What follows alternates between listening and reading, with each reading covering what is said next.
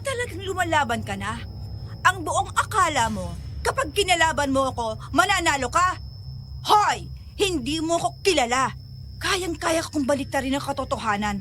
At ikaw, isa ka lang muchacha, katulong, chimay, isang alikabok na kayang hipad papalayo sa landas ko!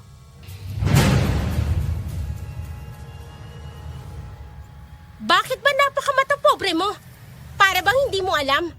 Pareho lang naman tayong alikabok sa lupa. Isa ka rin lang namang tiyamay, katulong, muchacha na katulad ko. Kaya huwag kang magmataas.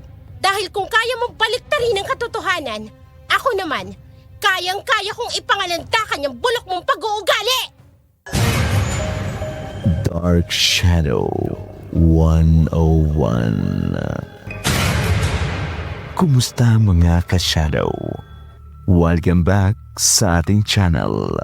Para sa lahat ng mga mahilig sa kwentong aswang at kababalagan, huwag nating kalilimutan mag-subscribe sa ating channel, Dark Shadow 101. Lahat ng aming ilalahad mula mismo sa ating mga letter sender na hanggang ngayon nanginginig pa rin sa takot kapag naaalala nila ang kanilang nakaraan. Kwentong kilabot at katatakutan.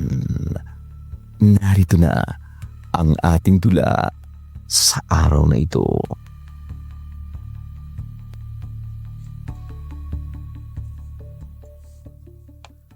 Ito ang magiging silid mo, Vida. Hanapin mo na lamang si Donita.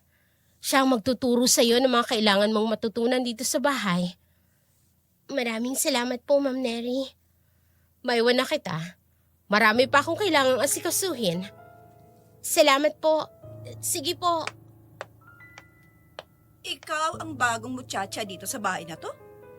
Ako nga po. Ikaw ba si Donita? Ako nga. Ako si Vida. Galing ako sa liblib na baryo ng San Alfonso. Wala akong pakialam sa pangalan mo. At sa talambuhay mo. Oh, bakit natulala ka na? Hoy! Gising! Wala ka rito upang magbakasyon, ano? Narito ka para maging katulong, muchacha, chimay. Kaya kumilos ka na, hoy! Ilagay mo na yung mga bulok mong damit doon sa cabinet. Bilisan mo! Ha? Bilisan mo! Bagal mo! Grabe. Mas malala pa ang ugali niya kaysa kay Ma'am Neri. Hoy! Ang bagal mo naman. Bilisan mo na dyan. Maraming trabaho naghihintay sa'yo. Oo! Ang bagal talaga. Maglalagay na lang ng damit eh. Parang uod kong kumilos.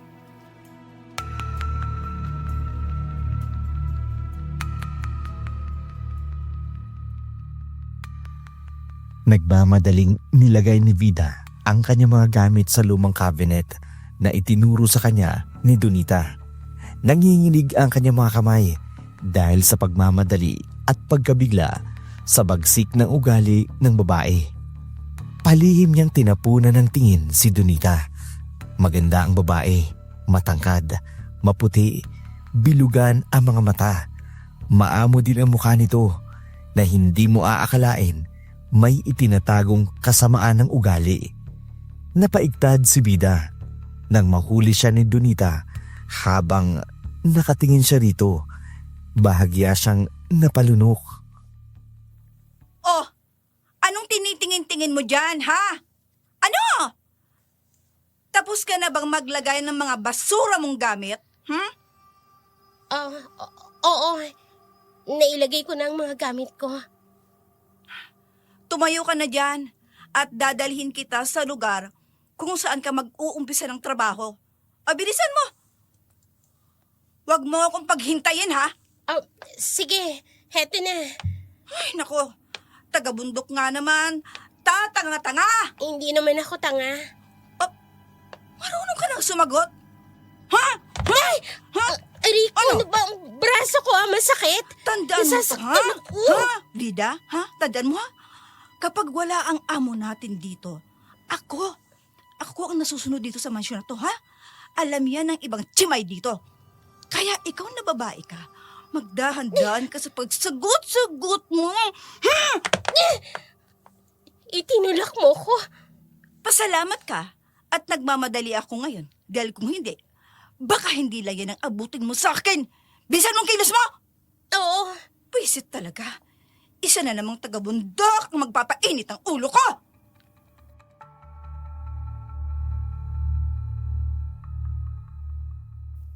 Bahagyang napahawak si Bida sa braso niyang kasalukuyang namumutla dahil sa mahigpit ng pagkakahawak ni Donita doon. Matari siyang nilampasan ni Donita. Walang nagawa si Bida kundi ang sumunod sa babae. Mayat maya nitong inaayos ang mahaba nitong buhok saka itong miti ng matamis nang mapadaan siya sa isang silid. Pero hindi tiningnan ni Bida kung sino ang hinitian ni Donita dahil kaagad siya nitong pinandilatan ng mga mata. Dinala siya ng babae sa likod ng bahay kung saan naruroon ang kulungan ng mga manok at baboy. Kaagad na umalingaw nga ako na ang natural na mabahong amoy ng mga dumi ng hayop. Maya-maya pa may tinawag si Donita. Lumabas ang isang lalaki na sa hinuha niya'y kaedar niya. Pero sa pilantik ng kamay nito, sa mapinong kilos, hindi maipagkakailang isa itong babayute. Hoy! Charing! Halika nga dito. Lumapit ka dito. Dalian mo. Bakit, Donita? Makinig ka ha. Hmm? Dahil medyo naaawa naman ako sa'yo. Bibigyan kita ng panibagong tsimay na makakasama mo. Eto, si Vida. Turuan mo siyang linisin ang kulungan ng mga baboy at manok. Pagkatapos, maggapas kayo ng damo sa may entrance ng mansyon. Naunawaan niyo ba akong dalawa? Oo, Donita. Naunawaan namin. At ikaw naman, Vida. Hindi ka naman siguro bobo, ano? Kagaya ni Charing. Bakla na nga, bubita pa. Naunawaan ko ang lahat ng sinabi mo, Donita. Mabuti. O ano pang hinihintay nyo? Trabaho na! Mukha na naman kayong bakasyonista eh. Hindi uso dito ang nakatulala at tatamad-tamad. Halika na, Bida. Ituturo ko sa iyo ang magiging trabaho mo. Dapat pagbalik ko dito, malinis sa tong area na to, ha? Kung hindi, malilintikan kang dalawa sa akin. Oo, Donita. Lilinisin ka agad namin. Bakit ganun siya? Masama talagang ugali ni Donita. Mas matapobre pa siya kaysa sa totoo nating amo. Hindi lang yung ginagawa niya kapag wala dito si Madam Neri at si Sir Raynon. Pero, bakit hinahayaan lang siya ng mga amo natin? Napakasama ng ugali niya. Hindi naman kasi nila alam kung ano talaga ang totoong ugali niya. Magaling siya magpanggap. Isa pa, malaki ang tiwala sa kanya ng pamilya ni Ma'am.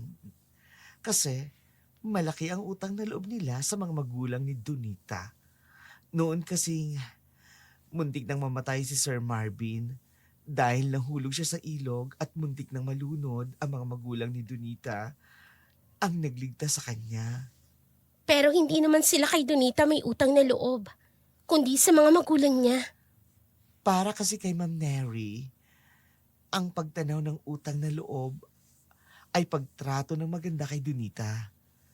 Pinaaral nga rin niya ni Mami at si Sir Raynon sa State College sa bayan. Talaga? Mukhang hindi ko kakayanin ang ugali niya. Sana mabayaran ko kaagad ang pagkakautang ko kay Ma'am Neri. Katulad din pala kita, no? Wala kaming perang pambayan kaya pinagtatrabahuhan ko na lang. Malalampasan din natin to. Tiwala lang. Halika, mag-umpisa na tayo para matapos na tayo kaagad. Sige, para matapos na rin kaagad ang mga kailangan nating gawin. Tama ka kasi baka bumalik si Doña Donitang Chimay. Malalagot tayong dalawa kapag hindi natin kaagad natapos. Kaagad na nakagaanan ng loob ni Vida si Charing. Mabait ito at palaging tinutulungan si Vida sa mga gawain. Kaya mas napadali ang lahat. Gabi na nang matapos nilang linisin ang bakuran at maggapas ng mga ligaw na damo. Malawak kasi ang bakuran ng mansyon. Kasama pa rito ang pagtatanim at pagtitrim nila ng mga halaman. Dahil gusto raw ng kanilang amo na maging maganda at malinis ang buong bahay, lalo na't uuwi ang nag-iisang anak nito. Pagod na lumabas si Bida sa kanyang tinutulugang kwarto. Bigla siyang nakaramdam ng pagkauhaw. Kaya nagtungo siya sa kusina upang kumuha ng tubig.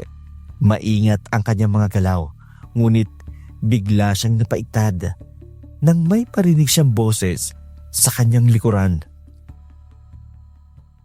Sino ka? Sino ba kasi? Sorry, nagulat yata kita. Medyo. Ako nga pala si Vida. Vida?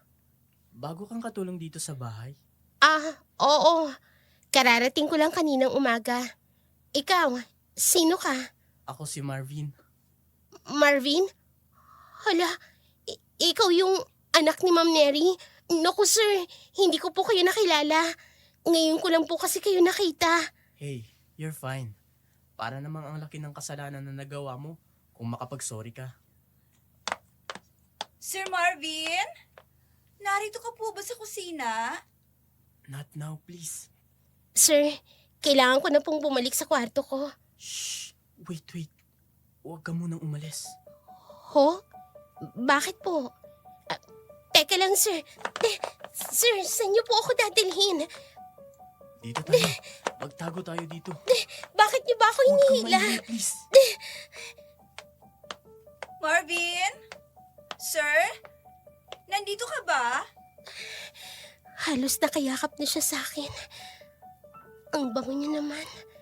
Siguro, mamahalin ang perfume niya. Ang tangos-tangos din ng ilong niya. At ang ganda ng mga mata niya. Hey, huwag mo akong titigan ng ganyan. Ho? Pasensya na po. Paano ba ako tumingin? Huwag kang maingay. Maririnig niya tayo. I can handle it when you look at me like that. Ha? Bakit naman hindi ka makakapag-survive? Napaka-inosente. Just please, huwag kang maingay. Ayokong malaman niya na narito tayo. Akala ko ba naman nandito siya? Baka labas na nga. Baka nasa pool area siya. Marvin! Magpakita ka naman sa akin, oh. Gusto ko makausap ka. Marvin! Ay, mabuti na lang at umalis na siya. Sir, pwede na ho ba akong umalis? Yeah. By the way, thank you. Walang anuman po. Sir, sige po. Babalik na po ako sa silid ko. Sige, nice to meet you, Vida.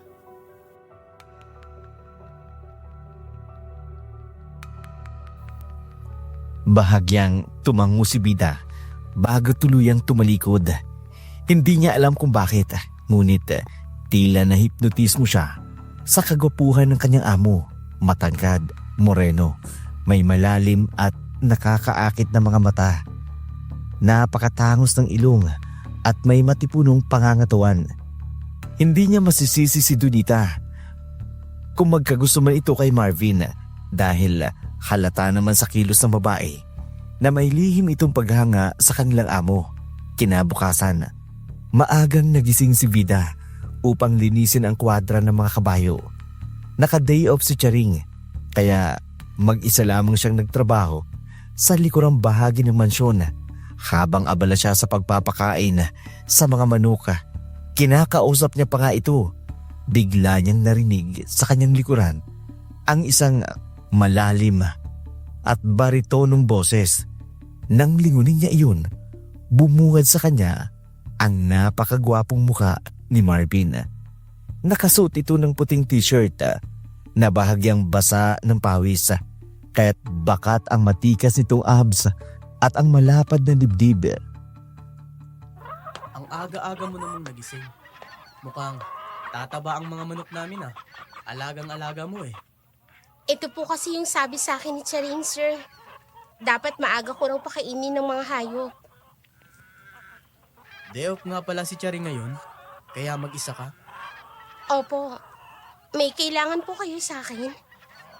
Ilalabas ko lang ang kabayo kong si May. Bala ko kasing maglibot ngayon sa farm. Ganun po ba?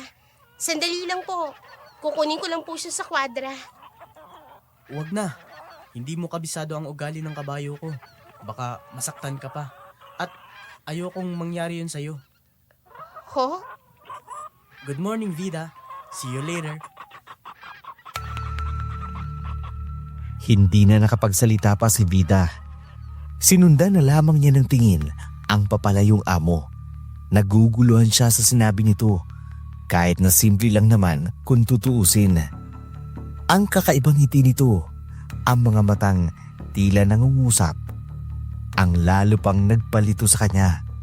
Bumalik si Vida sa realidad nang maramdaman niya ang biglang pagguhit ng sakit sa kanyang mga braso.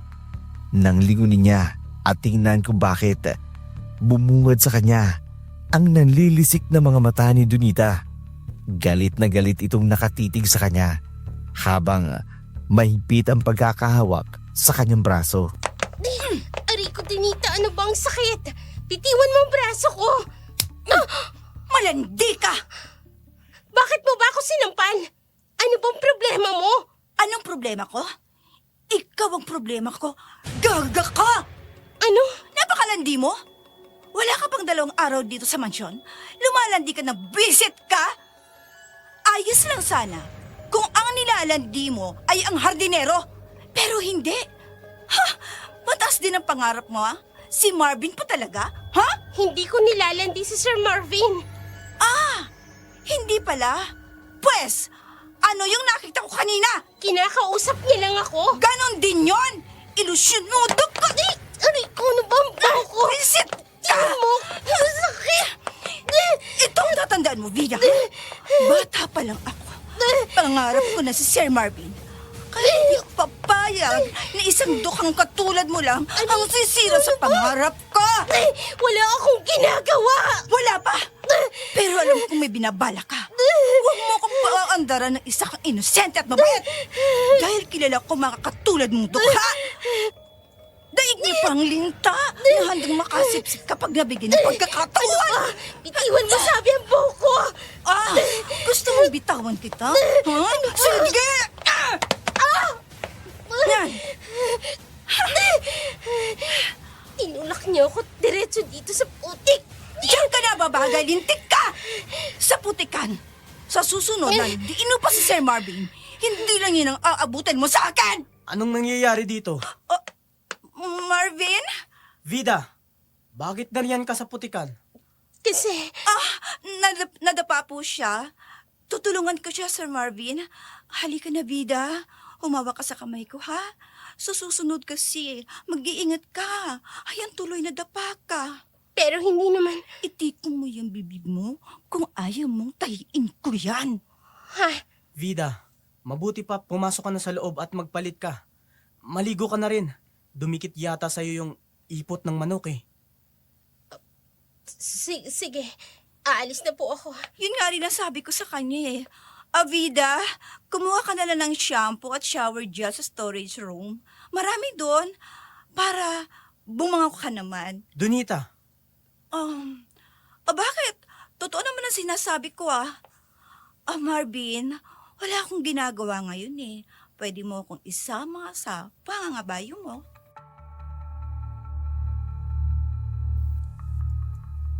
Dinig na dinig ni Vida ang kaplastikang boses ni Donita habang kaharap si Marvin. Alam niyang sinusundan siya ng maitim na tingin ng babae. Kaagad siyang pumasok sa storage room na katabi lang ng kwartong tinutuloy niya. Kumuha siya ng shampoo, shower gel at iba pang kakailanganin niya sa pagpapaligo. Tiniis ni Vida ang buong araw na yun sa kamay ni Donita. Mainit kasi ang ulo ng babae nang bumalik ito sa loob ng mansyon. Gabi na, nang lapitan siyang muli ni Donita. Kasalukuyan siyang nagmamap ng sahig. Tapos na sana siya nang biglang Donita, bakit mo naman isinaboy ang maruming tubig sa sahig? Lilinisin ko na naman tuloy ang mga yan. Malinis na ba sa paningin mo yan? Ang dumi-dumi pa ng sahig, oh. Hindi pa malinis, Vida. Ayusin mong paglilinis mo. Ang tamad-tamad mo talaga. Malinis na sana, Donita. Pero itinapon mo ang maruming tubig na nasa balde. Kaya yan, marumi na naman ang sahig. Maldita ka talaga!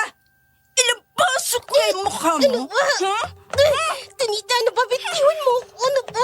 Nasasaktan ako. Sa'yo ko ibabawas lahat ng galit at inis ko! Kaya halika dito. Halika dito! Naman na rin. Ano ba? Wisit ka! Ang balakang ko. Ngayon, magsasalita ka pa? Sasagot ka pa? Hindi na. Mabuti naman. Matuto kang ilugal ang sarili mo, ha?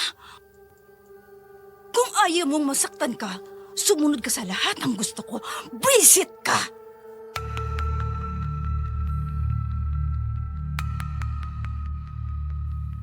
naiiyak na tumayo si Bita mula sa maruming sahig.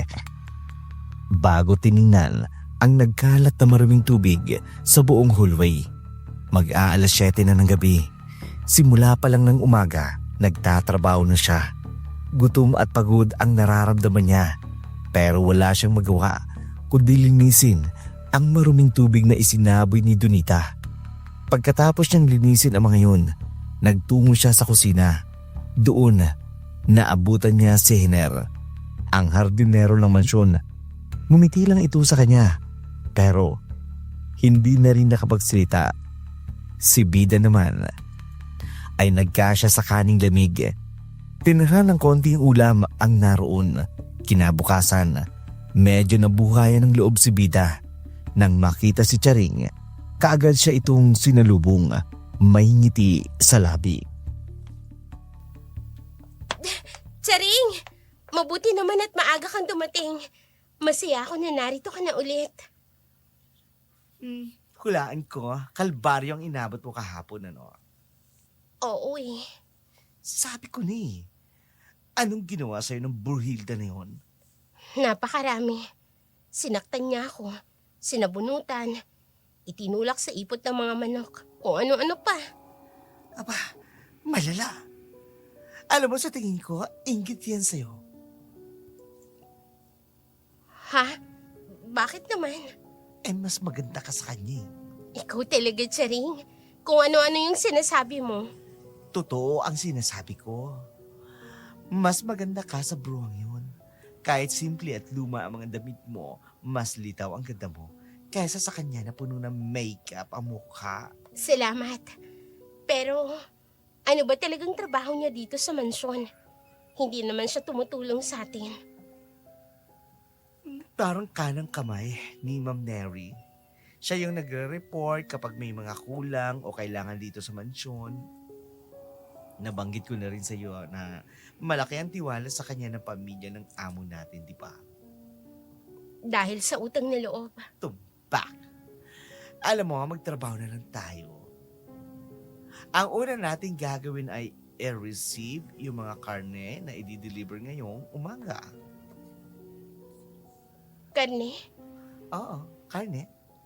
Ah, yung magdi-deliver yung dumating na van kanina? Oh, yun nga. Halika, puntahan na natin. Kaagad na sumunod si Bida kay Charing.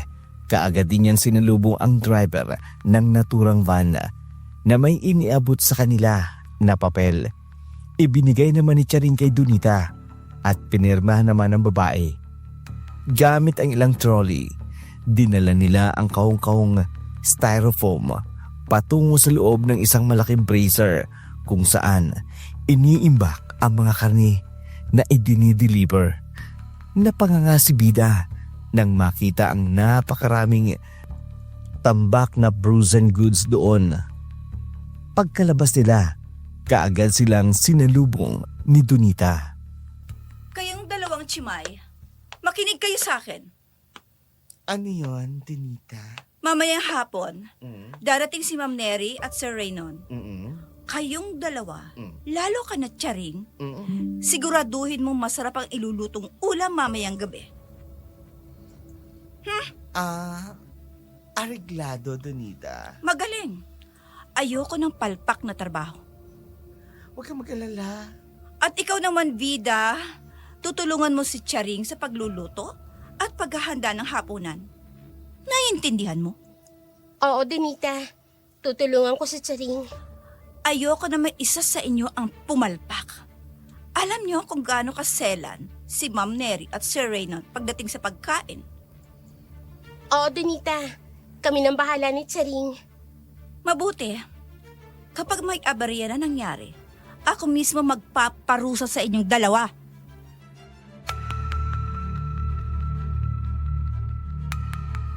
Nagkatinginan si Bida at Charing. Pagkatapos silang kausapin ni Donita, iniwanan sila nito ng mas marami pang trabaho.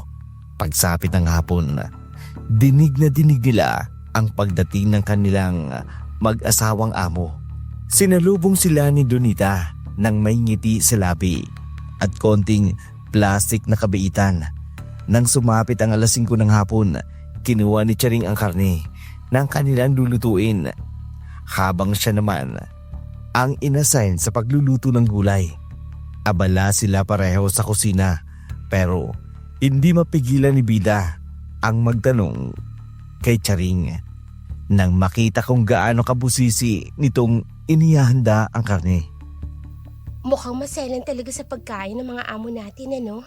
Sinabi mo pa. Yun ang dating cook dito at tinanggal dahil nagkamali sa pagluluto. Ganyan ba? Oo. Nakakatakot naman pala. Ay, yung gulay huwag mo masyadong lulutuin ha. Para kay Sir Marvin, ayaw kasi noon na masyadong luto ang gulay. Sige, mabutit sinabihan mo ko kaagad. Oo, mahirap na. Baka kasi wala tayong hapunan kapag nagkataon. Mahilig sila sa karne. Ha? Ang ibig kong sabihin, mahilig sila sa karne. Kasi halos puro karne yung i-deliver kanina. Si Ma'am Neri at Sir Raynon lang. Si Sir Marvin, halos gulay ang kinakain, tsaka manok. Hoy! Kayong dalawa, tapos na ba kayo magluto? Malapit na, Donita. Bilisan niyo naman ang kilos niyo. Puro lang kayo chismisan eh. At ikaw naman, Vida, diyan ka sa niluluto mo tumingin. Hindi yung nakikipagchismisan ka pa sa baklang ulikbang to. Baklang ulit bata. Hindi na lamang sumagot si Bida. Nakita niya ang pagsimangot ni Charing ng patago. Alam niyang nagtitimpilang din ito dahil sa kasamaan ng ugali ni Donita. Saktong alas 8 nang matapos sila sa pagluluto. Si Donita ang nagdala ng pagkain sa hapag. Hinintay nila kung may reklamo ang kanilang mga amo sa kanilang nilutong pagkain. Laking pasasalamat nila nang walang naging reklamo ang mga ito. Pagkatapos ng hapunan, nilinis na nila kaagad ang dining area. Mops, punas ng mesa at spray ng antibacterial spray sa buong paligid. Nang matapos na silang lahat ng gawain, kumain na sila Charing. Ngunit nauna si Charing na bumalik sa maid's quarter. Samantalang si Bida naman mas piniling magpahangin muna sa garden. Saglit siyang napaupo sa duyan nang may marinig siyang boses. Sandali lang. Sabik na sabik ka naman eh. Mabuti na lang. Mabilis tanggal itong sakit kong damit. Bilisan lang natin. Baka magising si Neri. Sabik na sabik ako sa iyo, Donita. Ilang linggo na rin ako nananabis sa iyo. Ikaw naman kasi. Sabi ko naman sa'yo, isama mo ako sa Maynila. Hindi pwede. Alam mo namang hindi magagawang pigilan ang sarili ko kapag nasa paligid lang kita eh. At ayoko mahuli tayo na Neri. Sabik na sabik din ako sa'yo, Raymond. Ako rin na. Hindi kita titigilan hanggat hindi magiging lantang kulay ngayong gabi. Si Donita, At ang amo naming lalaki, naghahalikan sila. At naghuhubad ng suot nilang damit. Teka, kung ganun, may relasyon silang dalawa. Base sa mga naririnig ko. Yuck! Nakakadiri. Akala ko pa naman sa Sir Marvin ang gusto niya. Pero nakikipagrelasyon pala siya sa tatay ni Sir Marvin. Yuck! May narinig akong kilos ko sa bandang yon. Pero tila hindi naririnig ni Sir Raynon at Donita. Aalis na ako dito. Baka makita nila ako dito. Ayokong malaman nila na nakita ko katak sila nilang dalawa. Aalis na ako.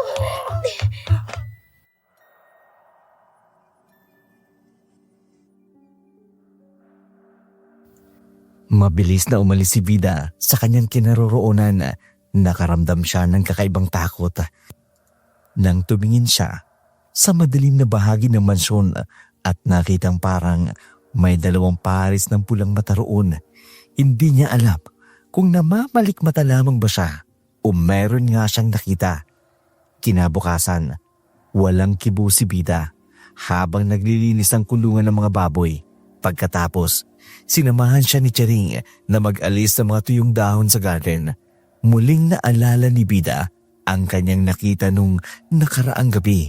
Habang nanunumbalik iyon sa kanyang isipan, hindi naman napigilan ni Charing na sikuhin siya na siyang nagpabalik sa kanya sa realidad. Huy! Charing, bakit? Ano bakit? Kanina ka pa walang kibo. Tulala, anong nangyari sa'yo? Wala naman. Pinapawisan ka. Susula daw. Sabihin mo nga sa akin, hindi naman ako chismoso. Kasi, kagabi, Anong nangyari kagabi? Huwag ba akong binibitin? Anong nangyari? may nakita kasi ako kagabi. Na ano? Dito sa garden. Anong nakita mo? Aswang ba? Sinasabi ko na nga ba may aswang dito sa mansyon? Aswang? Oo. Diba sabi ko sa'yo, yung dating cook dito sa mansyon, tinanggal nila. Oo nga. Pero may chismis na hindi na nakabalik ng lugar nila yung cook at biglang nawala. Ano? Kung ganun, saan siya napunta? Ayun na ang misteryo. Dahil bigla na lang siya nawala. Pero yung mga gamit niya, hindi dinala at iniwan niya dito. Ano? O hindi mo narinig? Iniwan dito. Hindi ba nakakapagduda? Hoy! Kayong dalawa, wala talaga kayong magawa, no? Ha? Sa halip na tapusin yung trabaho nyo, heto, nagchisismisan kayong dalawa. Donita, patapos na rin naman kami. Manahimik ang bakla ka. Anong pinag-uusapan nyo? Ha? Oh, wala. Wala naman, Donita. May nakita ba kayo, ha? Ha? Nakita ano? Anong ha? Sagutin nyo ko. May nakita ba kayo kagabi? Wala. Pagkatapos ng trabaho namin, nagpahinga na kami. Mabuti naman kung ganon. O, bilisan yung trabaho nyo dyan at may ipapagawa pa ako sa inyong dalawa. Ang taray, kung makapagtanong, wagkas. Ano ba sa tingin niya? Ibang makikita natin dito bukod sa pinagdududahan ko may aswang nga rito. Ano pa ba? Hindi na nakasagot pa si Vida. Alam niya kung bakit ganun na lamang ang pagtatanong sa kanila ni Donita. Siguro'y nag-aalala ito na may nakakita sa kanila ng amo niyang lalaki na may ginagawang kahalayan. Mabilis na tinapos ng dalawa ang kanilang gawain. Sumapit ang hapon. Nagtaka sila kung bakit ipinatawag sila ng kanilang among babae. Kaagad naman silang tumalima patungo sa opisina nito nang matagpuan mismo sa loob ng mansyon. Pinapatawag mo raw kami, Ma'am Neri? Oo, wala kasi si Donita. Kaya kayo na lang ang tatanungin ko. Tungkol po saan, ma'am? May nawawala kasi akong kwintas. Ho? Nako, wala po ako ninanakaw ha. Mahirap lang po kami, pero hindi po kami magnanakaw. Ako rin po, Ma'am Neri. Wala naman po akong kinukuha. Kalma lang kayong dalawa. Wala naman akong sinasabing kayo ang kumuha. Pero dahil nakatira naman tayo sa isang bahay at nagtatrabaho kayo sa akin, kaya mas mainam na tanungin ko kayo. Ma'am, nagsasabi po ako ng totoo. Patagal na po ako nagtatrabaho sa inyo. Hindi ko pa magagawa talaga maglakaw. Vida? Ma'am, wala po akong kinukuha. Pag dumating si Donita, hahalugugin natin ang mga gamit ninyo para magkaalaman na kung sino ba talaga ang kumuha ng mamahaling kong kwintas. Sige po, ma'am. Pero sigurado po ako, wala po kami kinukuha ni Bida. Malalaman natin sa ring. Yan lang naman ang dahilan kung bakit ko kayo ipinatawag. Para hindi kayo mabigla mamaya kapag hinalungkot na ang mga gamit ninyo. Hindi na nakapagsalita pa si Vida at si Charing. Pinagbawalan na rin silang muling pumasok sa maid's quarter. Maging ang ibang katulong ay nananatiling naghihintay sa labas hanggang makarating si Donita. Sakay ng sasakyan ni Raynon. Nanlaki ang mga mata nito nang makita silang nakahilera sa labas ng mansyon. Kaagad na sinabi ni Neri ang nangyari. Nakita ni Vida ang bahagyang paglunok ng amo niyang lalaki at ang pasimpleng pagtingin nito kay Donita. Marahil sa paningin ng iba, normal lamang iyon, ngunit para kay Vida, may alam siya sa relasyon ng dalawa. Malinaw sa kanya ang kakaibang ipinapahiwatig na titig ni Raynon kay Donita. Sinimulang halugugin na ang kanilang mga gamit. Nauna ang gamit ng mga labandera at iba pang katulong hanggang sa gamit ni Donita, ngunit wala roon ang kwintas. Sumunod na hinalugog ang gamit ni Charing. Nagulat pa si Charing nang may mahulog mula sa maliit na bag nito. Kumikinang ang malaking batong diamante ng kwintas doon. Hindi mo totoo yan! Hindi ako magnanakaw ng kwintas, ha? Ma'am Neri, hindi mo totoo! Wala po ako ninanakaw sa inyo! Nagsisinungaling ka pa? Kitang-kita na nga ang ebidensya, oh. Ma'am Neri, tanggalin niyo na po si Charing. Ma'am Neri, maniwala po kayo sa akin. Hindi ko po magagawang nakawan kayo. Tama na, Charing. Nakita na namin ang ebidensya. Pero, Ma'am Neri, hindi ka po magagawang nakawan ni Charing. At talagang magkakampihan pa kayo? Inaabuso niyong kabaitan ng amo natin? Ang kakapal na mukha niyo! Tama na, Charing. Nakuha na ang kwintas ko sa mga gamit mo. Dahil matagal ka nang nagtatrabaho dito sa amin. At nakuha ko naman ang kwintas ko. Hindi ko na ito pababayaran sa'yo. Pero aalis ka na dito sa mansyon. At pagbabayarin ko ang mga magulang mo sa natitirang utang niyo sa amin. Ma'am, parang awa na po ninyo. Kahit tingnan niyo po sa CCTV, wala po talaga akong ninanakaw. Sira ang CCTV dito sa maid's quarter at sa hallway. Kaya imposible ang sinasabi mo, Charing. Alam nyo din yan. Kaya marahil, sinamantalan nyo na sira ang CCTV. Wala po kaming alam na sira ang CCTV, sir. Bakit niyo ba ako pinagbibintangan na may kasalanan? Hindi ko naman ginawa. Nagsasabi po ako ng totoo. Kahit mahirap lamang po kami, hindi ko magagawang magnakaw. Tumahimik ka na! Ilabas ang baklang magnanakaw na to. At ikaw, Vida, magpaalam ka na sa kaibigan mo?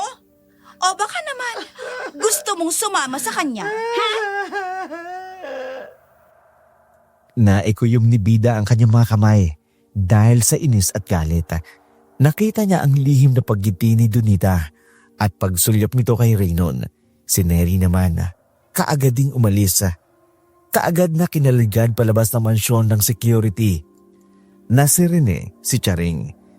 Ang ibang katulong naman ay naaawa kay Charing, habang ang iba naman parang hindi apektado sa kanilang nakita at sa nangyari. Lumapit si Bida, Niyakap si Charing habang patuloy itong umiiyak. Charing, patawarin mo ko. Wala akong nagawa. Wala kang kasalanan, Bida. Naging mabuti kang kaibigan sa akin. Kahit sa maikling panahon, kaya ayoko matulad ka sa akin. Anong ibig mong sabihin? Hindi lang ako nakaranas ng ganito. Yung dating ko, si Aling Melda at si Mang Tano. Lahat sila pinalayas at napagbintangan. Akala ko noon, totoo ang mga parating sa kanila. Pero ngayon, ako na mismo nakaranas. Bida, may mali sa bahay na ito, kaya mag-iingat ka. Baka ikaw na ang susunod na mabiktima. Charing, ibig mong sabihin, set up ang lahat ng yun? Nasaan ang mga taong naunang napagbintangan? Hindi pa sila nakikita. Kaya Bida, kapag ako, hindi mo na ako nakita sa address na bibigay ko sa iyo, isa lang ang ibig sabihin nun. Totoo ang hinala ko. Hoy! Tama na yan! Lumayas ka ng bakla ka! Sige. Ampo ko! Teka lang! Dahan-dahan naman! Huwag niyong hihilahin sa Charing! Aray! Charing! Bida, mag-iingat ka. Tatanda mo ang sinabi ko. Umalis ka ng bakla ka! Hindi na babago yung mga katulad mong hampas lupa at magnanakaw sa bahay na to! Ampo ko! Patuloy ang pag-awat ni Bida sa mga security guard sa pagkaladkad nila kay Charing hanggang sa tuluyan na itong nakalabas ng gate. Malungkot na bumalik sa loob ng kabahayan si Bida. Habang iniisip ang lahat ng sinabi sa kanya ni Charing, sa kanyang mga kamay, mahigpit niyang hawak ang papel ng may nakasulat na address ng kaibigan nito. Pagkapasok niya sa loob ng bahay, mabagsi siyang hinawakan ni Donita sa braso at kinaladkad papunta sa kusina. Isang bagay na labis niyang ipinagtaka. Donita, bakit ba? Ko na ba nasasaktan ako? Vida, ayaw mo naman sigurong matulad sa kaibigan mo magnanakaw. Hindi ba? Hindi magnanakaw si Charing. Ilang taon ka na nga ulit, Vida? 18. Bata ka pa. Ito ang itanim mo dyan sa kukote mo, ha? Kung gusto mong mabuhay na mapayapa, matuto kang sumunod sa mga gusto ko. Dahil darating ang araw, ako ang magiging amo mo. Ano? Bingi ka ba? Ang sabi ko, ako ang magiging amo mo. Dahil ikakasal kami ni Marvin. Ako ang magiging reyna ng mansyong ito. Hindi lang pala mata pobreng kasambahay. Ambisyosa rin. Oh, bakit nakatulala ka na lang dyan? Kumilos ka na at magtrabaho ka. Simula ngayon, ikaw na magluluto ng pagkain, maglilinis ng buong mansyon. Plus, ang mga dating trabaho ni Charing, ikaw na rin ang gagawa. Pero may mga nakatoka namang ibang kasambahay na naglilinis dito. Bingi ka ba talaga? O sadyang bobo o boba, walang utak? Ano ba talaga, ha? Kahit anong klaseng kabobohan, pwede kong itawag sa'yo. Dahil hindi ka marunong umintindi. Hindi nga sabi ako tanga. At mas lalong hindi ako bobo. Ah, ganon. O sige, hindi ka boba? Hindi ka bobo? Pero tanga ka pa rin. Dahil ilang beses ko nang sinabi sa'yo, ayokong sinasagot-sagot mo ko. Pero sumisigit ka pa rin! Talagang matigas ulo mo! Ano ba? Talagang masasaktan ka sa akin! Buwisit ka! Anong ibig sabihin nito? Bakit kayo nag-aaway? Ma'am? Sinaktan po ako ni Bida. Sinabunutan niya ako dahil nagalit siya sa akin. Kasi pinapalis natin si Charing. Ano? Hindi totoo yan. Wala akong ginagawang ganyan. Ikaw ang nauna. Bakit mo ba ako binabaliktad? Bida, alam ko nasaktan ka dahil sa nangyari kay Charing.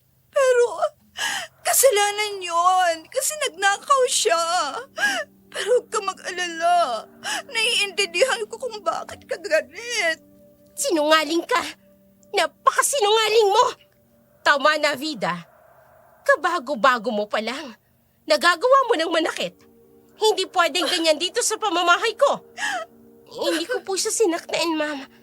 Siya po ang naunang nanakit. Hindi lang po ito ang unang beses na nanakit siya. Ma'am, alam mo hindi ko kayang gawin yun. Kilala mo po ako simula pa noon, hindi ba? Hindi ko po kayang manakit. Tama na. Ayoko nang maulit pa ito. Palalampasin ko ito ngayon. Pero sa susunod na maulit pang pananakit mo, Vida, hindi na kita magagawang patawarin. Napaiyak si Bida, lalo na nang makita niyang umismid sa kanya si Donita. Tama nga ang sinasabi ni Charing. Malaki ang tiwala sa kanya ng among babae kay Donita.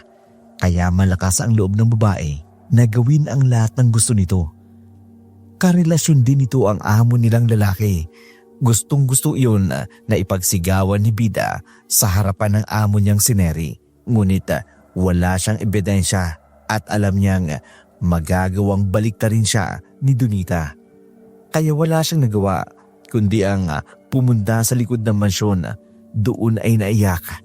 Ang lahat ng kanyang sama ng loob ay inilabas niya. Napakasinungaling niya. Napakasama ng ugali niya. Ayos ka lang? Sir Marvin, opo, ayos lang po ako. Huwag niyo na lang po akong pansinin. Umiiyak ka tapos sasabihin mong ayos ka lang? Kasi po, Inaway ka ni Donita. paano niyo po nalaman? Kilala ko si Donita. Kahit mapagpanggap siyang mabait sa harap ng lahat, alam kong ugali niya. Halos sabay kaming lumaki. Ganun po ba? Sir, binaliktad niyo po kasi ako sa mami mo. Napagalitan ako ni Ma'am Neri kasi hindi po siya naniwala sa akin. Huwag kang mag-alala. Kakausapin ko si Mami. Naku, huwag na po. Baka mas lalo lang akong pag-initan ni Donita. Akong bahala. Magpahinga ka muna. Mukhang pagod na pagod ka eh. Ayos lang po ako, sir. Kung ganun, samahan mo na lang ako. Saan po tayo pupunta? Sa ihawan ng karne. Talaga po? Sa mall? Hindi, sa bahay ni na Donita. Sila ang supplier namin ng karne. Ganun po ba? Naku, sir. Baka may magsambong sa kanya na magkasama tayo. Ano naman? May karapatan naman akong isama kahit sinong gusto kong isama. Kaya wag mong alalahanin si Donita. Napatango na lamang si Bida sa sinabi ni Marvin. Kaagad silang umalis sakay ng sasakyan ng binata. Maganda at malinis ang loob ng sasakyan nito. Napakagwapo nito sa suot nitong damit. Kaya kaagad na ibinaling ni Bida ang kanyang paningin. Sa labas, bago tuluyang mahulog ang kanyang isip sa paghanga sa kanyang amo. Pagkarating nila sa ihawan, kaagad silang sinalubong ng dalawang may edad na mag-asawa. Kahawig ng babae ang dalawa, kaya agad naisip ni Bida marahil ay mga magulang iyon ni Donita. Kaagad sang dinala ng mag-asawa sa isang pribadong silid kung saan matatagpuan ang isa pang human-sized freezer. Sir, bakit po hiwalay ang freezer dito? Exclusive lang kasi ang freezer na to para sa amin. Request kasi ni Mami eh. Ako lang din at ang pamilya ko at sila Mang Roger ang nakakapasok dito. Ho? Naku, kung ganon. Ako po yung unang nakapasok dito na katulong? Yeah, you're right. Sir, baka po magalit ang mami mo. Hindi niya naman malalaman eh. Sandali lang ah. Hahanapin ko lang yung cut na karne na pinapahanap sa akin ni Mami. Sige po, sir. Pagkaalis ni Marvin, naglakad-lakad si Bida sa ibang bahagi ng freezer. Mangha-mangha siya dahil sa laki ng freezer na yun, halos kasing laki na ng kanilang maliit na barong-barong. Sa kanyang paglalakad at pagtingin-tingin, bigla siyang napahinto sa isang frozen na karne. Nangungunot ang kanyang noo dahil parang may kakaibang karne na parabang nabalot iyon ng isang tela. Teka, normal lang ba to? Bakit parang nababalot ang kaning ito ng tela? At ang kulay ng tela, parang... Vida, Oh. ayos ka lang? Sir Marvin, Ba't namumutla ka? kasi po, ito po kasing frozen na karne. Parang may nakabalot po na tela. Ano? Sandali lang titingnan ko ah. Oo nga no. Sandali lang. Kailangan maalis to dito. Baka hindi lang na-handle ng maayos. Pwedeng magkasakit dito si Mami at Daddy eh. Sandali lang ah. Kakausapin ko lang si Mang Roger at si Aling Silay. Sir, wag na lang po kaya. Ha? Bakit naman? Kailangan malaman nila na mishandle nila yung karne. Wag na po, sir. Akin na ho yan. Ilalagay ko na po dito sa styrofoam. Wag niyo na po silang kausapin. Nagtatakang tiningnan siya ni Marvin pero hindi ito nagsalita pa. Kinakabahang tiningnan muna ni Vida ang naturang karne na nababalot ng yelo at naaninag niya ang kulay na telang nakabalot doon.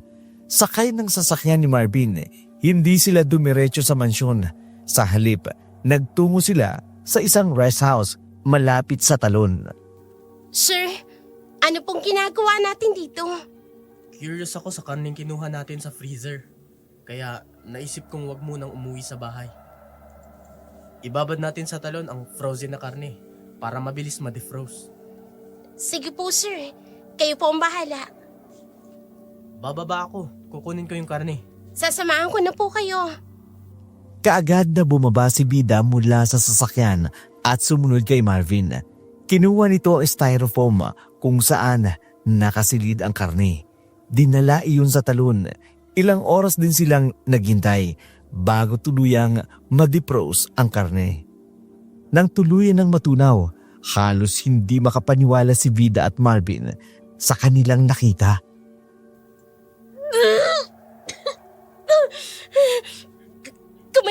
Kamay ng tao.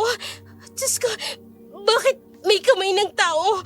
Yung karning galing sa freezer niyo, sir. Hindi ko alam. Wala akong alam, Vida. Kumakain ang pamilya mo ng laman ng tao. Diyos ko, anong mga nilalang kayo? Hindi ko alam. Wala akong alam. Hindi ko alam na may ganto pala. Teka, sandali lang. Ang kulay ng damit na yan, yan Yung ano? yung suot ni Charing bago siya tuluyang umalis ng mansyon. Ano? Hindi ako pwedeng magkamali. Yan ang suot niya. Hindi ko pwedeng makalimutan ang kulay ng suot niya. Kay Charing ang damit na yan, sir. Kung ganun, patay na si Charing at kinapchap ang katawan niya at nilagay sa freezer. Sino nagpapatay sa kanya? Kawawa naman si Charing. Kung sino man ang may gawa nito, dapat managot, Sir Marvin.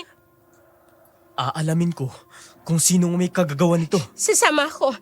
Gusto ko ring malaman kung sino ang kriminal. Umiiyak si Vida habang nakatingin sa putol na brasong kamay at hinihinala niyang kamay ni Charing. Inilagay nila sa styrofoam uli ang putol na braso at kamay bago nila pinuntahan ang address na ipinabigay sa kanya ni Charing at doon nagtanong-tanong. Ewan, wala siya dito. Lele pa mare! O kailan ba siya umalis ng trabaho niya? Magtatatlong araw na po. Hindi ko pa nakikita si Charing Dini sa baryo namin. Kung umuwi siya, ay siguradong dediretso siya sa bahay ni Lolo Santilla. Diyan lang sa may dulo, ang kubo nila. Kaya, kung umuwi man siya, ay talagang makikita ka. Ganun ho ba? Maraming salamat po. Kung gusto din daw, daanan nyo na lang yung bahay kubo ng lolo niya at itanong nyo na rin. Baka nagkamali lang ako, pero talagang hindi ko siya nakita. Maraming salamat po ulit, Manong. Una na po kami. Sige, mag-iingat kayo sa daan. Kung ganun, marahil ay tama ang hinala mo, Vida. Marahil si Charing nga ang... Puntahan muna natin ang lola niya at itanong natin. Baka nagkamali lang ho yung matanda. Sige, tayo na. Pinuntan nga nila yung bahay kubo ng lolo ni Charing. Naabutan nila doon yung isang matanda na nagbabayo ng palay. Nang makita sila nito, kaagad silang sinulubong at tinanong kung ano ang kailangan nila. Tinanong kaagad ni Bida kung nandoon si Charing, pero kaagad naman itong sinabing wala si Charing. Kahit kailan, hindi pa ito umuuwi. Bagsak ang balikat nang umalis sila. Habang nasa biyahe, tahimik silang dalawa ni na Marvin. Hanggang huminto ang kotse nito sa isang karinderiya malapit sa rest house na pinuntahan nila kanina. Magkakapilang muna ako. Hindi ko kayang kumain dahil nakaalala ko, alam mo na, Ayoko rin pong kumain, sir. sino kayang may gawa nito?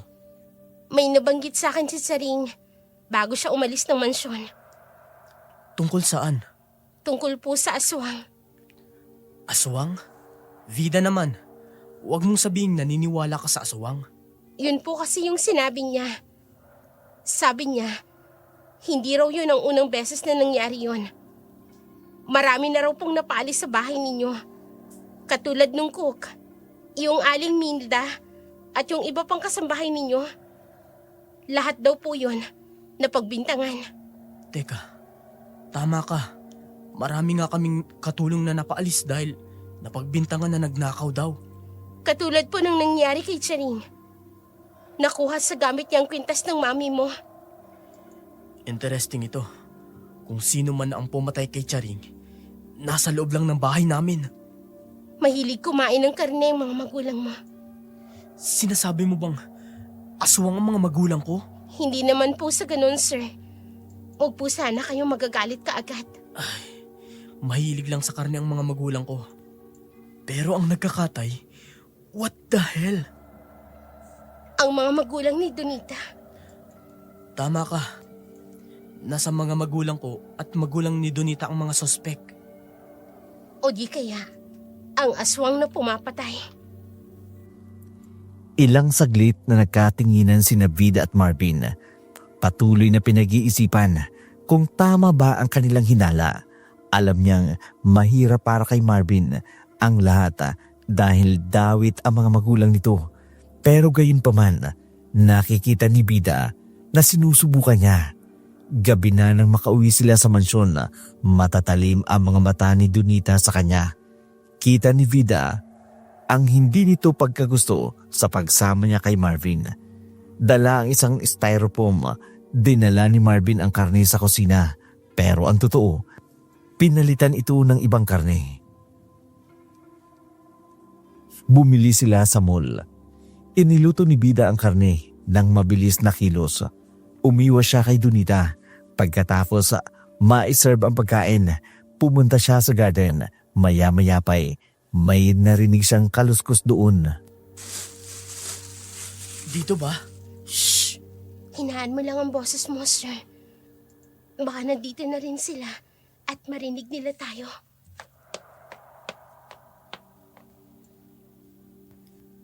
Ikaw nagsiselos na ako sa ginagawa mo.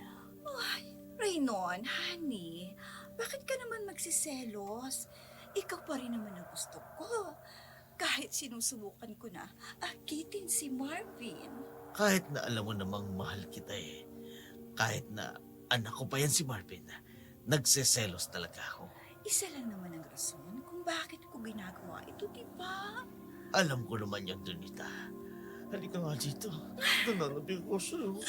Dahan-dahan lang. Sigurado ka bang tulog na si Neri? Sige. Tulog na yun. Kaya solong-solo na natin ang gabing ito. Mga hayop! Tanggalin na Ang natin. walang hiya! Niluloko nila si Mama. Ang kapal ng mukha ni Donita. Pinag-aral siya ni Mami at pinatira dito sa bahay. Nakakabaliwa talaga. Inaahas niya para kami. Pareho lang sila ni Daddy. Sir, ano po bang balak mo? Kukunan ko sila ng ebidensya. At ipapakita ko to kay Mami. Mananagot sila sa ginagawa nilang kataksilan. Hindi niyo po ba sila susugurin? Hindi na, bida. Mas masakit ang gagawin namin ni Mami sa kanilang dalawa.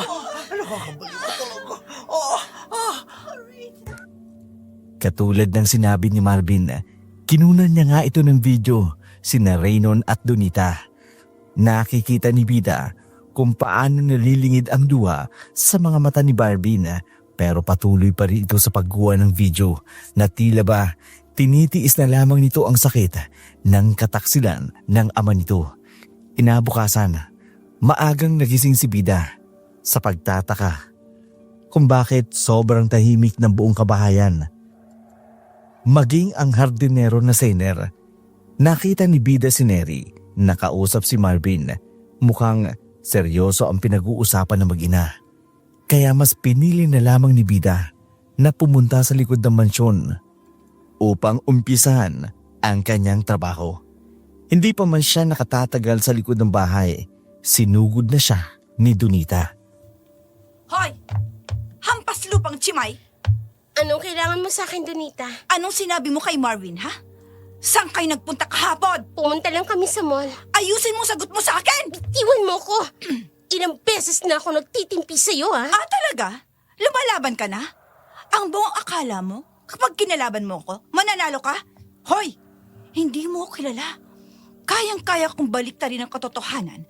At ikaw, isa ka lang muchacha, katulong, Chimay! Isang alikabok na kaya kong hipan papalayo sa landas ko! Bakit ba napakamata pobre mo? Para bang hindi mo alam? Pareho lang tayong alikabok sa lupa. Isa ka rin lang namang Chimay, katulong, muchacha na katulad ko. Kaya huwag kang magmataas. Dahil kung kaya mong baliktarin ang katotohanan, ako naman, kayang-kaya kong ipangalandakan yung bulak mong pag-uugali. Inagaling mo talaga ako! Ano ba? Itong sa'yo! Hindi ka talaga nagsasawang saktan ako, ha? Pwes, lalabanan kita! Huli ka rin! Aray ko buko! Isit! Walang iya ang muchacha ka! Alam mo, Talaga sumalaman ka na, ha? Hindi kita uurong ang babae ka! Hindi na ako papayag! Nasaktan mo pa ako ulit! Aray ko! Aray ko! Bida! Tama na yan! Ano ba? Tumigil na kayong dalawa! Kasalanan ng babaeng yan, Marvin! Sinaktan niya ako! Ikaw ang nanugod sa akin, Donita! Ikaw ang unang nanakit at hindi ako! Marvin, tulungan mo ako! Sinaktan niya ako! Please, help! Umalis ka na muna, Donita! Ano? Marvin? Bakit akong pinapaalis mo? Dapat ang babaeng yan ang paalisin mo, hindi ako! Umalis ka na, sabi! Marvin! Hindi makapaniwala si Donita sa nakitang galit sa mukha ni Marvin. Para itong dragon na anumang oras ay magbubuga ng apoy. Wala siyang nagawa kundi ang umalis habang matalim niyang tinitigan si Vida na kasalukuyang inaalalayan ni Marvin. Umuwi si Donita sa kanyang bahay. Dala ang kanit pero ganun na lamang ang gulat niya nang makita ang mga pulis doon at hinahalugog na ang kanilang katayan ng baboy, pati na ang bracer nila. Sa pagkabigla, kaagad siyang tumakbo patungo sa kanyang mga magulang. Pero sinabi ng mga ito na umalis na siya at bumalik na sa mansyon para hindi na siya madamay. Litong-lito at galit na galit si Donita dahil sa nangyari sa kanyang mga magulang at sa kanilang negosyo. Kaagad niyang sinugod si Raynon. Donita, magdahan-dahan ka nga. May bala ka bang sirain ng pinto? Anong nangyari, Raynon? Anong ibig mong sabihin? Hindi kita maintindihan. Ang sabi mo sa amin, poprotektahan mong pamilya ko. Pero ano nangyari? Paano nalaman ng mga pulis ang tungkol sa negosyo namin sa black market? Donita, wala akong alam. Imposibleng malaman ng mga pulis iyon. Walang nakaaalam ng sekreto ng negosyo natin. Tumahimik ka! Ikaw lang ang nakakaalam ng lahat. Tayong apat na mga magulang ko. Ngayon, hinuli ng mga pulis. Raymond, gumawa ka ng paraan. Huwag mong hayaang makulong ang mga magulang ko. Donita, kapag ginawa ko yan, malalaman ng pamilya ko ang relasyon natin. Bakit ka natatakot, ha? Plano naman talaga natin to, ah. Matagal na. Pakakasalan ko si Marvin. Pagkatapos ay papatay natin siya para makuha lahat ng mana niya kay Neri. Tumahimik ka! At baka may makarinig sa'yo. Itiko mo yung bibig mo! Hayop ka! So wala kang gagawin para hindi makulong ang mga magulang ko? Maghintay ka lang, Donita. Alam mong malapit kay Neri ang mga magulang mo, kaya sigurado ako, tutulungan niya ang mga magulang mo makalaya. Paano kung hindi, Raynon? Kakausapin ko si Neri. Alam ko hindi niya hayaang makulong ang mga magulang mo, kaya relax ka lang. Hanapin mo kung sino nagsumbong sa mga pulis tungkol sa illegal na negosyo natin, Raynon. Kung kailangang patayin natin, papatayin natin! Kita sa magandang mukha ni Donita ang galit at determinasyon na malaman kung sino ang nagsumbong sa mga pulis tungkol sa kanilang illegal na negosyo sa black market organ trade. Matagal na nilang negosyo ang pangangalakal ng mga lamang loob ng tao dahil malaki ang kita. Nasisilaw sa pera si Donita at ang kanyang mga magulang. Malaki ang pangarap ni Donita. Hindi lang basta maging mayaman, kundi sobrang yaman. Paglabas ni Donita sa opisina ni Raynon, nang ipatawag siya ni Neri at Marvin, nagtataka man. Pumunta siya sa opisina ng babae. Naisip niyang yun na rin ang magandang pagkakataon upang humingi ng tulong kay Neri. Ma'am Neri, pinatawag niyo raw ako. Oo. Gusto ka naming makausap ni Marvin. Tungkol ho saan? Tungkol sa pagtataksil mo, kasama si Daddy. Ano? Teka lang. Marvin, anong sinasabi mo? Nagkamali ka yata. Wala kami ginagawang masama ni Sir Raynon. Sir Raynon. Hindi ka ba kinikilabutan, Donita? Halos sabay na kayong pinalaki namin ni Marvin.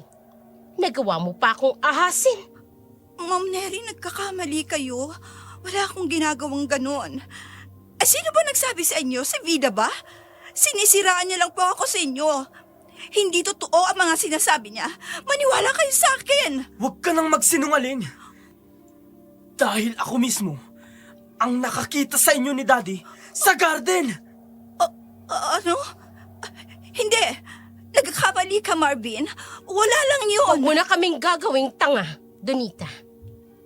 Marvin, iwanan mo muna kaming dalawa ni Donita. Sigurado ka, Mami? Oo. Gusto kong makausap ng sarilinan ang kabit na ito ng daddy mo. Ma'am?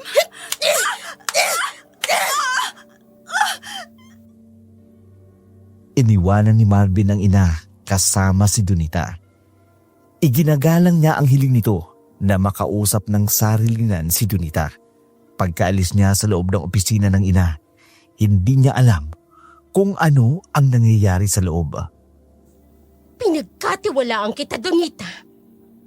Pinasalamatan ko ang mga magulang mo dahil sa pagliligtas nila sa buhay ng anak ko.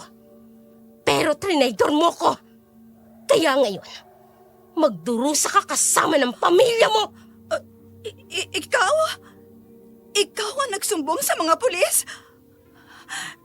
Paano mong nalaman ang tungkol sa negosyo namin? Walang sino man ang kumakalaban sa akin na nagtatagumpay, Donita.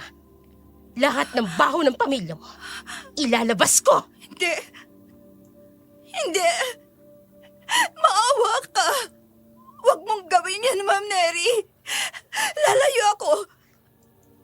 Pakawalan mo lang ang mga magulang ko. Paano naman ang mga buhay na nawala nang dahil sa'yo? Lahat sila, pinainan mo ng mga bagay upang mapagbintangan sila. Pagkatapos, pinapatay nyo, kinakatay, at ibinibenta sa black market. Ano pa bang gusto mong gawin ko? Nagmamakaawa na ako sa'yo! Gusto kong mabulo ka kasama ang asawa ko. Pero bago yan, gusto kong malaman mo muna kung sino ang Neri na kinalaban mo. Bakit nagbabago na anyo? Ano nangyayari sa inyo? Hindi! Isa kang halimaw! Ikaw ang halimaw, Donita.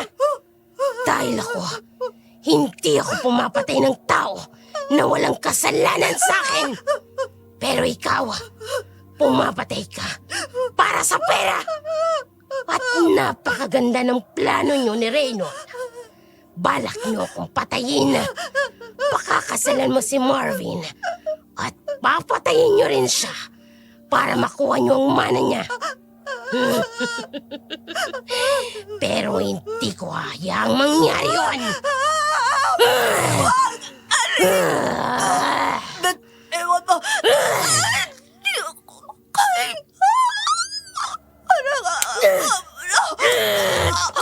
Ayoko pa! Ang mga katulad mong babae, hindi dapat hinahayaan sa mundong ito. Makati, mukhang pera, hitad. Dapat ikaw ang ipinapatay at ibinibenta sa black market. Hindi ko sabihin ang sikreto mo na aswa! Pagkawalan mo naman ko! Makahawak ako sa iyo! Sige, lumuhod ka pa sa akin. Pero hindi kita mapapatawad. Pagbabayaran mo't ni Raynon ang mga kasalanan niyo sa akin at sa lahat ng mga taong pinatay niyo. Hindi! Huwag! Mahawa ka sa akin! Parang hawa mo na! Mahawa ka, Neri! Kahit ano sabihin mo, gagawin ko! Patawarin mo lang ako! Huli na, Donita. Huli na!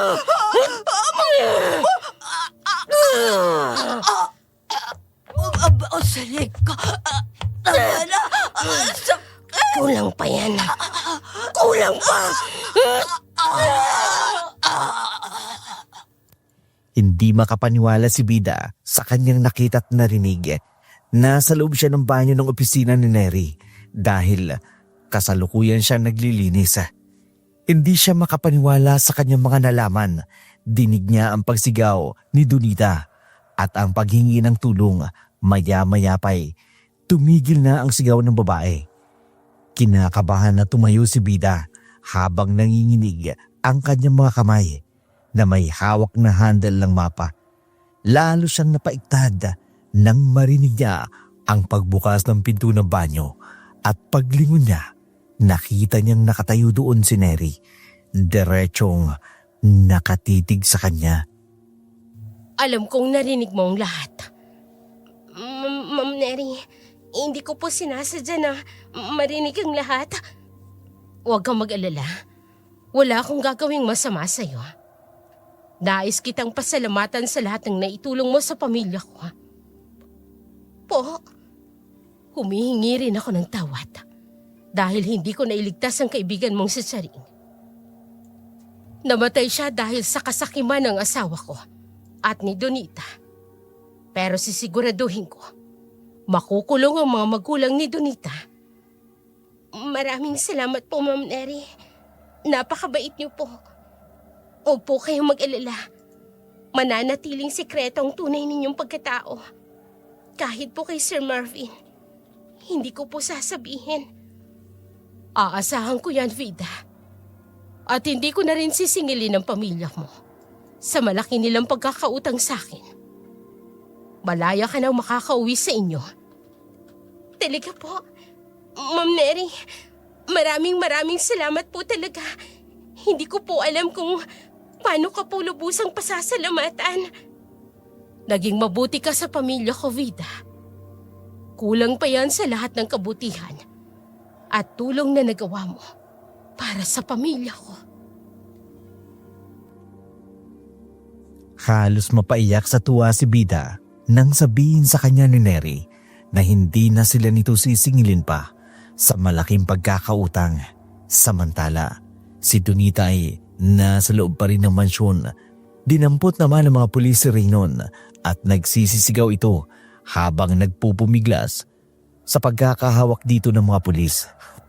Nagmamakawa ako sa inyo. Asawa ko, inakit lamang ako ni Donita. Siya talaga ang may kasalanan ng lahat.